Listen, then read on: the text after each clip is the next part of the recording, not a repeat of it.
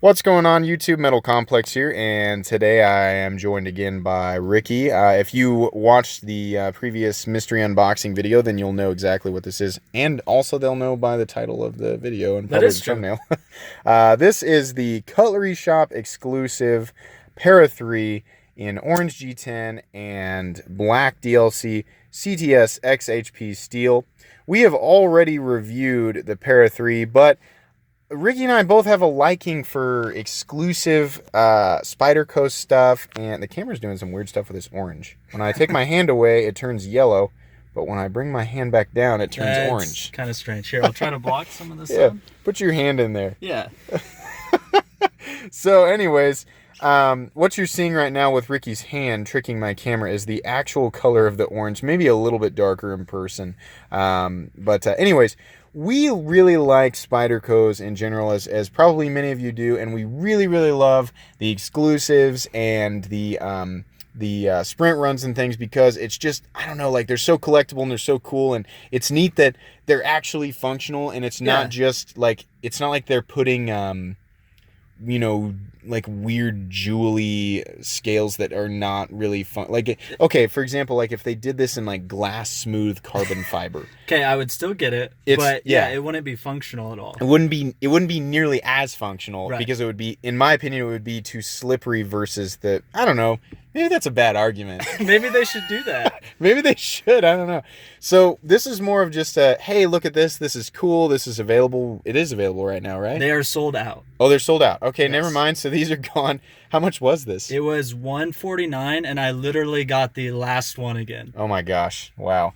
Well, see, that's what's neat about these sprint runs is, like, okay, if you want a special run ZT, or, oh my gosh, I don't even know if I want to bring up the Benchmade Gold class. Probably not really in the same, we're not really talking about the same types of stuff, but you want a special edition from another brand. Oftentimes you have to pay what many consider to be way too much money. And I'm sure there are people saying, who would pay $150 for a pocket knife right now? But for those of you who are familiar with Spyderco and the prices on Spyderco, then you know that Spyderco tends to be more fair, at least in the public's eye, than especially than Benchmade, and most would agree even ZT. That's what makes these exclusives so fun. They're limited, they're reasonably priced, they're functional, they're collectible, and you know, if you're somebody who is interested in just owning something that nobody, or that very few people have, you know, just having unique, that exclusivity. Yeah. It took a long time to say something that was probably just a reiteration. Anyways, love Spydercos. You know, we've already kind of talked about the ergonomics of the Para 3, and we've talked about, you know, the issue that some people have with the hotspot on the pocket clip, but let's just get a nice close-up of the contrast between this black and the G10.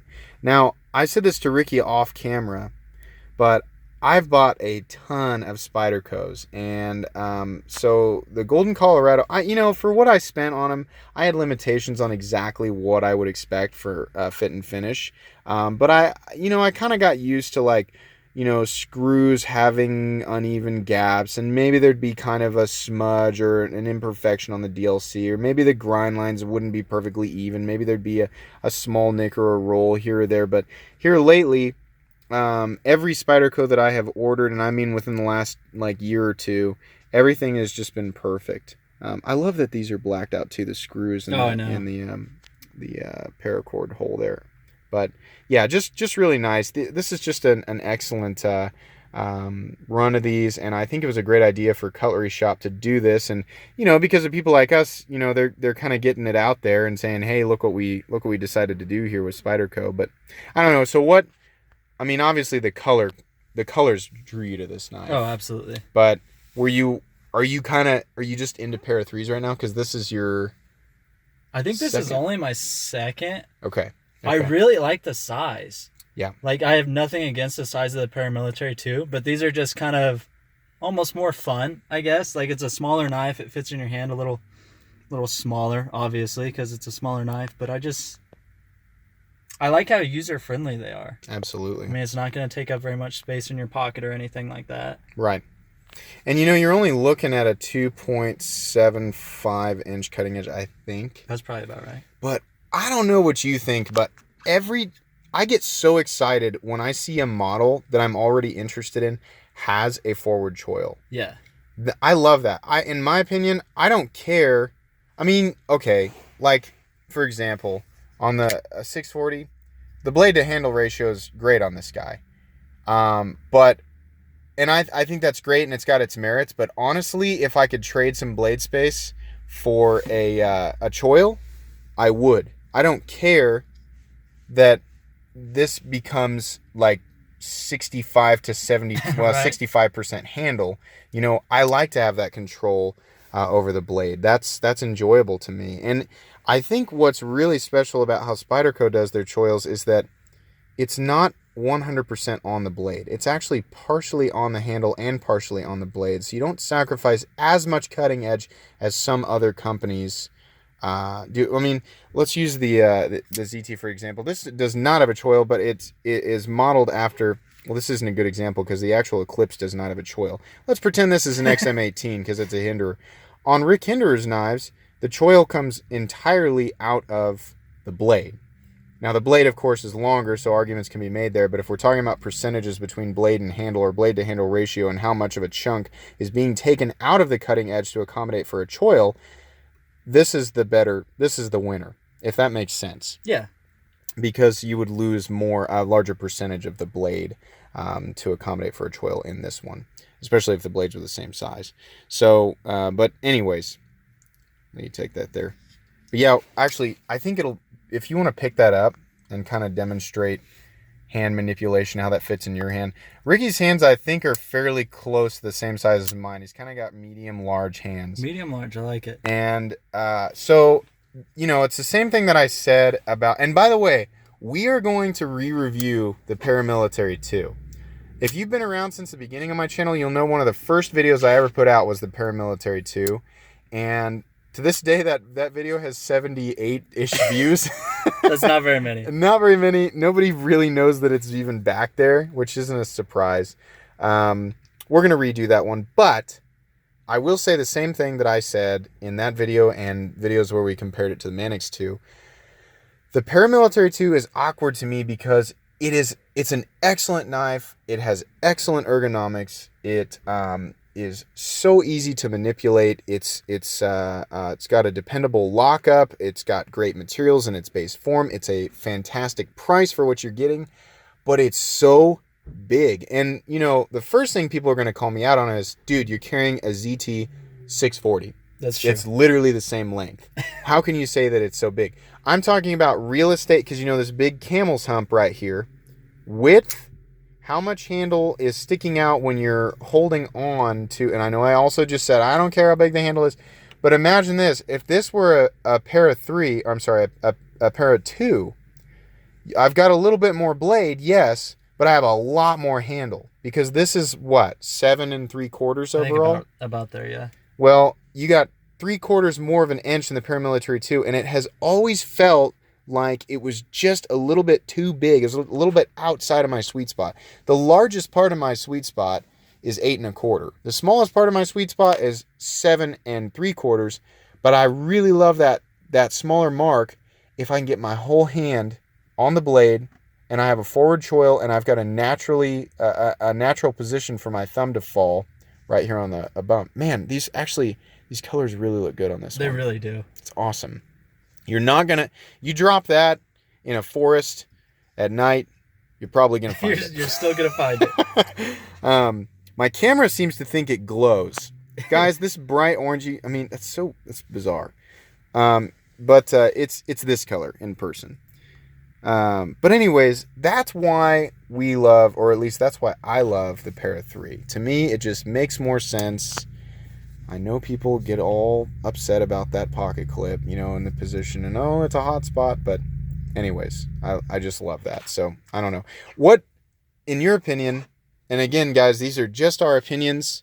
Don't get mad at us if you disagree with one of us or not, but do you think that when it comes down to Para 2 and Para 3, it's just hand size, or do you think there's more to it than that? Do you have like do you think an argument could be made for one over the other, regardless of your hand size? That's part of the, like, obviously hand size is going to be a big part of it. Right. But then just the way it fits in your pocket, I think, is a reasonable difference between the two. Like, if you're a smaller person that has smaller pants with smaller pockets, the pair of 3 is just going to fit a little better in there. And it's not going to be quite so offensive when you whip it out as the pair of 2 would. Not that there's a huge difference in size, but there's enough to make it noticeable. Sure. But I mean, like, really, is there any difference besides it's just kind of... It's just a scaled down. Yeah, it's a scaled down version of it, essentially. I mean, you even have... well, now on this one, these countersunk liners extend all the way to the back of the knife. But if I'm not mistaken, and you know, your pair of 2 is actually in my car. We could have just grabbed it. If I'm not mistaken, the liners actually end at about 80 to 85% the length of the scales, and then the G10 runs out here to the lanyard tube by itself on the pair of 2, which I don't know that that's necessarily a problem, or Right. that it draws away from dependability and rigidity or structural fortitude. How many big unnecessary words can I use while I'm trying to say it? I think you got most of them there. But anyways, I think that was the best answer you could have given for that, because I always do that to you. I don't let you talk for a long time, and then when I do, You just put me right on I the spot. throw you this charged curveball that's like it's an impossible Like, question. here you go. Why don't you make the viewers mad? Right.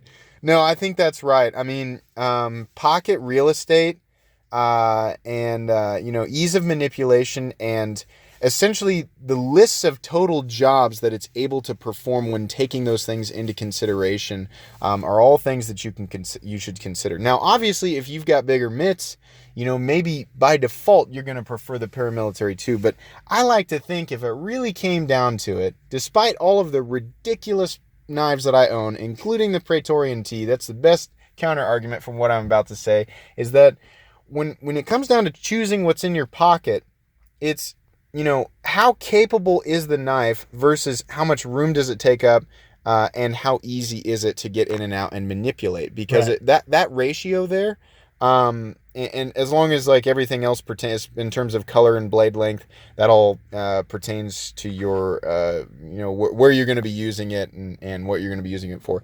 If that all lines up correctly and the ratios are really good between those things there, then you've got an excellent pocket knife. And I think unless you just hate how this thing looks, by default the paramilitary 3, I'm sorry, it's not called the paramilitary 3, it's called the para 3. By default, that the para 3 hits a lot of those boxes.